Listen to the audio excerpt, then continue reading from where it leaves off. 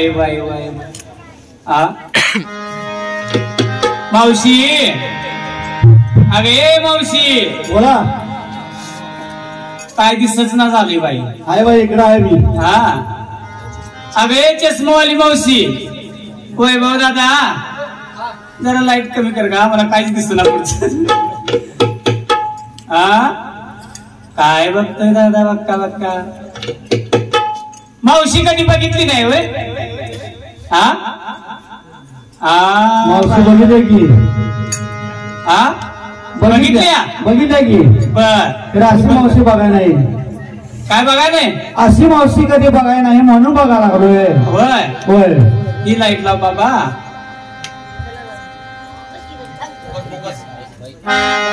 हा अंगाशी आत्ता कसं बरं वाटलं बाबा हा हा सुय घे पिन घे गजब त्याच कारण घे फणी घे आरसा घे दष्टीचा मणी घे नाही तर हरिशक्ती रे दाबून घे बाबा काय बघतोय दादा बघता बघता एवढा मोठा टोनगा झाला हातावर गोंधून काढायचं कळत नाही वय ठिकड्या तुझ्या हातावर गोंधून काढ हा गोंधन गोंधन गोंधन काढणार बाई पूर्वीचं कसलं छानस हातावर गोंधन असायचं होय होय आहे का नाही होय बहीण भावाचं नाव असायचं होय पण अलीकडली फॅशन वेगळी निघल्या बाबा कसली टॅटू बाई टॅटूच्या नावाखाली कुठं बी टॅटू काढायला लागलं होय त्याला जागेला काही महत्वच राहिलं नाही टॅटू हा काय बघतोय दादा बघता बघता चष्मावाली मावशी बाई बाई बाई पती सेवे साधर पती सेवे साधर जी बाई दुसऱ्याची करती कदर आणि ज्या बाईच्या डोक्यावर पदर तीच खरी बाई मदर एकत्री बाईच्या डोक्यावर पदर आहे का बघा घेतला बघा त्या मावशीला लगेच बाई बाई बाई बाई दाताच दातवन घ्या ग कुणी आणि दाताच दातवन घ्या ग कुणी कुंकू घ्या कुणी काळ मली बाई घे ग पिन बाई घे ग पिन घे बाई घे ग पिन घे दाताच दातवन घ्या ग कुणी कुंकू घ्या कुणी काळ मणी दाताच दातवन घ्या ग कुणी कुंकू घ्या कुणी काळ मणी बाई तुया गे ग बाई बाई तुया गे ग दाताच दातवन घ्या ग कुणी दाताच दातवन घ्या ग कुणी कुंकू घ्या कुणी काळ मणी बाई सुय घे ग पिन घे बाई सुय घे ग पिन घे बाई सुय घे ग पिन घे दातवन घ्या ग कुणी कुंकू घ्या कुणी काळ मणी दाताच दातवन घ्या ग कुणी कुंकू घ्या कुणी काळ मणी बाई सुया गे ग बाई सुया गे ग काय बघतोय दादा बघता बघता बंडू तात्या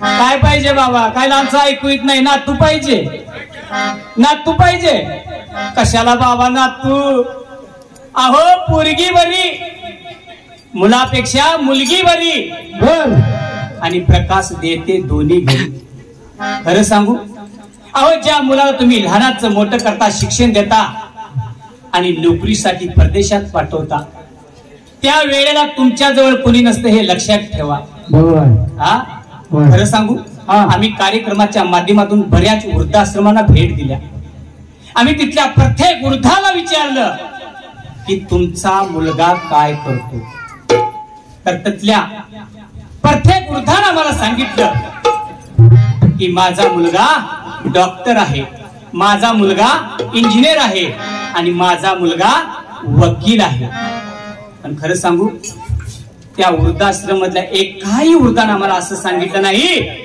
की माझा मुलगा अडाणी शेतकरी आहे कारण शेतकऱ्याची मुलं आई वडिलांना अनाथ आश्रममध्ये पाठवत नाहीत, ही वस्तुस्थिती आहे.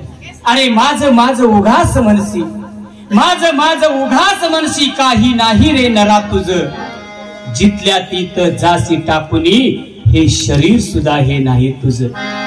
अरे बाबा माझं उगत म्हणत बसलायसा, हॅलो हे आपलं नाही. तू म्हणशील बायका पोर, तू म्हणशील बायका पोर, हे तुझ्या मागचे खरे चोर. आणि तू मेल्यावर तुझं घर गावाच्या बाहेर. सरकारी अनुदानातून 3 पत्र्याचं शेड मिळालेलं स्मशानभूमी म्हणजे अंतिम घर, हे लक्षात ठेवा. अहो ज्या घरासाठी रात्रंदिवस राबतासा, 60-70 वर्ष आयुष्य जगतासा, काबाड कष्ट करून कर्ज बाजार होते घर बांधतासा, आणि ते कर्ज फेडण्यासाठी आयुष्य खर्ची घालतासा. हा पण ज्या वेळेला ते घर पूर्ण होतं, त्या वेळेला ज्यावेळी तुम्ही मरता ना, मेल्यानंतर तुम्हाला त्या घरामध्ये 1 मिनिट सुद्धा ठेवत नाहीत, हे लक्षात ठेवा. हा मग कशासाठी बनताय घरी हे तुम्ही? आपण जन्माला का आलो, कशासाठी आलो? आपल्या ह्या नरदेहाचं सार्थक काय आहे? 184 जीव योनीनंतर माणसाचा जन्म होतो, हे लक्षात ठेवा. माणसाचं एकच काम आहे की भगवंत प्राप्ती, ईश्वर ज्ञान घेणं. म्हणून त्या काळामध्ये भारूड सांगून गेले. समाजाला जागृत करण्याचं काम त्या एकनाथ महाराजांनी पहिल्यांदा साडी नेसून भारूड सादर केलं. तेव्हा मनोरंजन झालं, म्हणून लोकांच्या लक्षात राहिलं. कीर्तन प्रवचन ऐकायला कोणी येत नाही, लक्षात ठेवा. आज गावात एखादा सप्ताह असला, सप्त्याला माणसं कमी बर का ऐकायला कीर्तन प्रवचन, पण महाप्रसादाला बाकी न चुकता घरातला माणूस येतो. हा अशी काहीतरी तक्रार करून जातात लोक. गावात कुठेतरी वर्षात 365 दिवसांपैकी 7 दिवस आपल्या गावामध्ये सप्ताह होतो, आणि स्पीकर लावलं म्हणून शेजारी पाजारी दंगा करतात. आता ह्यांचं महिनाभर ऐकून घ्यायला लागतंय बघा. 365 दिवसापैकी तुम्हाला 4 दिवस, 5 दिवस, 6 दिवस देवासाठी देता येत नाही. म्हणून एकनाथ महाराजांनी भारूड सांगितलं. त्या काळामध्ये बुरगुंडा म्हणजे ईश्वराचं ज्ञान, ह्या चराचराचं ज्ञान. म्हणून नाथ महाराज सांगून गेले, बय तुला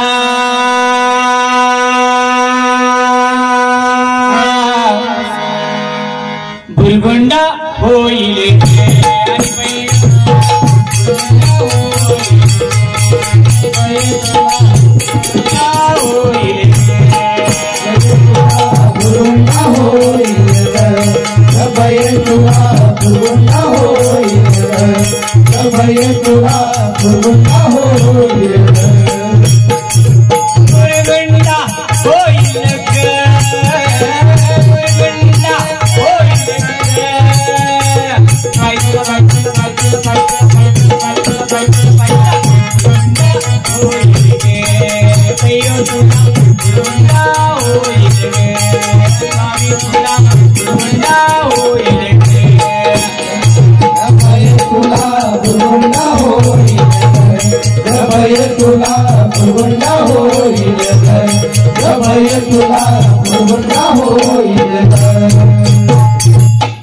बुरगुंडा झाला शंकरांना, शंकराची राणी पार्वतीला श्री गणेश उद्रासी आला, सर्वप्रथम पूजते मी तयारा. अनादी शुद्ध नवलाई झाले, स्वानंदी गुरुकुला सवे घेऊन आले, आणि सौभाग्याचे कुंकू भाई लाविले, सद्भक्ती भोराटी हाती धरले. बघा सौभाग्याचं प्रतीक काय सांगितले तर कुंकू, पण ते आता कुंकू राहिलं नाही. आता निघाली टिकली. अहो टिकली तर टिकली, नाही तर हुकली. जसा नवरा टिकला तर टिकला, ना तर दिला घटस्फोट. कुणाला चिंता आहे त्याची? खरं सांगू, अहो पूर्वीच्या बाया कपाळावरती 1-1 रुपया एवढं कुंकू लिहायच्या. पण त्या कुंकूला काय महत्व साधन होतं. आरण्यामध्ये सीतामाई, भांगामध्ये शेंदूर आणि कपाळावरती कुंकू लिहित होत्या. तेव्हा तिथं हनुमंतराया उपस्थित होते. हनुमंतरायाने विचारलं, हे माते, या कुंकवाचं महत्व काय, या सिंदुराचं महत्व काय? त्यावेळेला सीतामाने हनुमंतरायाला सांगितलं की हे हनुमंता, ज्या बाईच्या कपाळावरती कुंकू मोठं असतं, ज्या बाईच्या भांगामध्ये सिंदूर मोठं असतं, तिच्या मालकाचं आयुष्य वाढत असतं. हनुमंतराय म्हणले, एवढ्याशा सिंदुरानं आणि एवढ्याशा कुंकवाने जर मालकाचं आयुष्य वाढत असेल तर प्रभू रामचंद्रासाठी साऱ्या अंगाला सिंदूर येऊन लाल होतो. पण ते सिंदूर राहिलं नाही, ते कुंकू राहिलं नाही. अहो कुंकूवाल्या गेल्या आणि टिकलीवाल्या आल्या आणि बाथरूम मधल्या भिंती साऱ्या सुवासनी का टिकली की ला बाथरूमच्या फरशीला, का टिकली की ला आरशाला, कप्पाला टिकली बघायला नाही, पण त्या भिंतीला आणि आरशाला टिकल्या बघायला मिळाल्या. पूर्वी माझी आणि माझी मैत्रिणी एकदा बाजारला जात होतो. पूर्ण उन्हाचा कडाका आणि माझ्या मैत्रिणी लावली होती टिकली, आणि त्या उन्हाच्या कडाक्यानं माझ्या मैत्रिणी आला घाम आणि ती कपाळावरची टिकली गळून पडली. आता निघाली बिन बोर्डाची गाडी, ना विचारणार नाही ना पाचारणार नाही.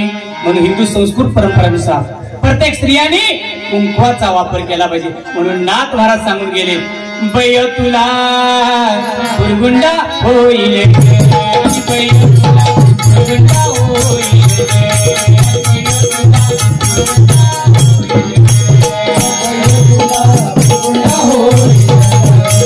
भय तुला मुरगुंडा होईल, भय तुला मुरगुंडा होईल. मुरगुंडा झाला विठ्ठल पंतांना, विठ्ठल पंतांची राणी रुक्मिणी माते. ज्ञानदेव उदरासी आला आणि ज्ञानेश्वरी ग्रंथ तयाने. बघा, वयाच्या 16व्या वर्षी ज्ञानेश्वरी माऊलीने ज्ञानेश्वरी हा ग्रंथ लिहिला. वयाच्या 16व्या वर्षी. पण अलीकडलं पोरग 16 वर्ष लागली काय म्हणते, अहो 16वं वर्ष 16वं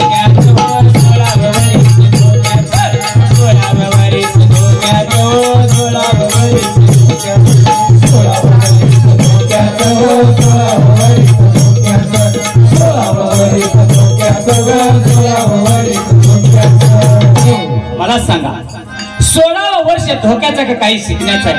अवघ्या 16 वर्षी ज्ञानेश्वरी माऊली जगाची माऊली झाली. अवघ्या 16 वर्षी शंकराचार्यांनी शंकर भाषण, अवघ्या 16व्या वर्षी स्वामी विवेकानंदांनी भारत भ्रमण केले. अवघ्या 16 वर्षी छत्रपती शिवरायांनी स्वराज्याची स्थापना केली. मग मला सांगा, 16वं वर्ष धोक्याचा का काही शिकण्याचा आहे? 16व्या वर्षात जे शिकता येईल ते शिकलं पाहिजे, जे चांगलं साधता येईल ते साधलं पाहिजे, देशभक्ती केली पाहिजे, आई वडिलांची सेवा केली पाहिजे, समाज कार्य केलं पाहिजे. पण आई वडील सुद्धा त्या लायकीचे पाहिजे. म्हणून शास्त्रकार सांगतात, सुशील मात्र पुण्येन पुत्र पुण्येन बुद्धिवान, धार्मिक वंश पुण्येन आत्मपुण्येन भाग्यवान. आईच्या पुण्याने मुलगा सुशील बनतो, वडिलांच्या पुण्याने बुद्धिवान बनतो, कुळाच्या पुण्याने कर्तृत्ववान बनतो आणि स्वतःच्या पुण्यानं सामाजिक बनतो. मला सांगा, आता हे संस्कार झाले पाहिजे ते कोणावर झाले पाहिजे? लहान मुलांवर झाले पाहिजे.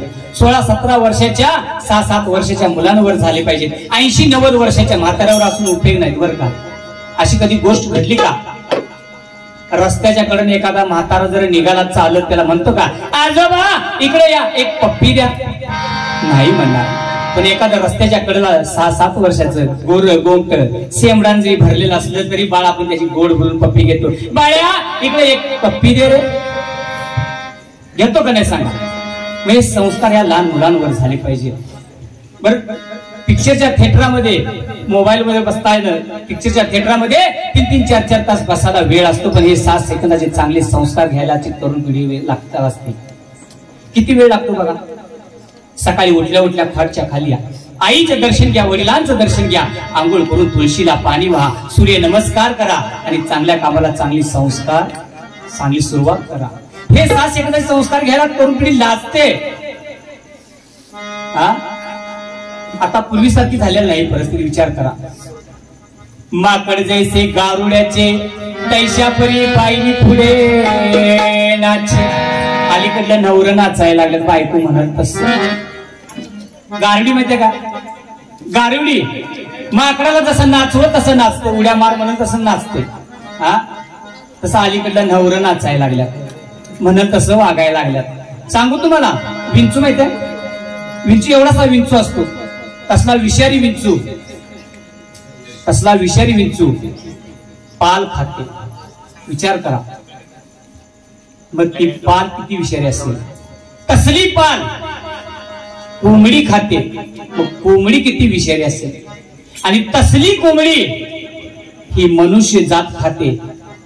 बर तेवढ्यावर भागत नाही, वर 90 आणि लागते, चकना लागतो. तसला विषारी नवरा बायको ताब्यात ठेवते, मग बायको किती विषारी असेल. त्याचं काय गणित आहे? हा आहे सांगा. म्हणून नाथ महाराज सांगून गेले, बय तुला गुरगुंडा होईल, गुरगुंडा होईल,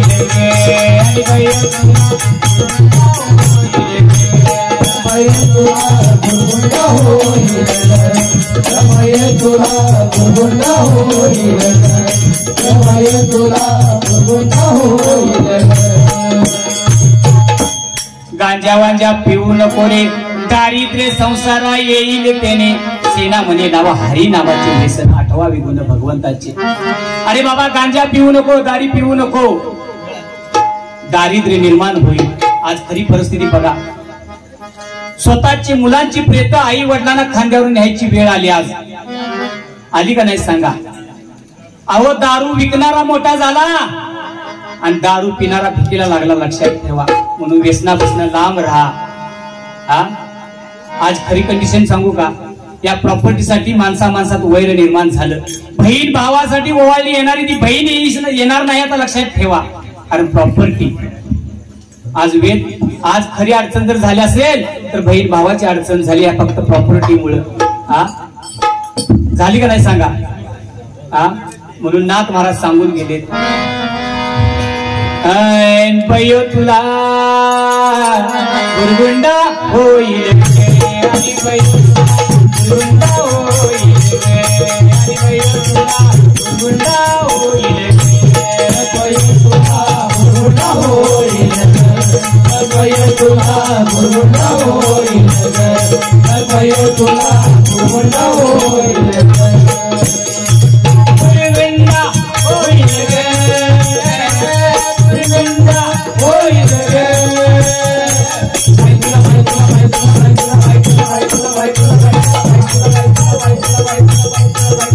गुरगुंडा होईल, गुरगुंडा होईल, गुरगुंडा होईल,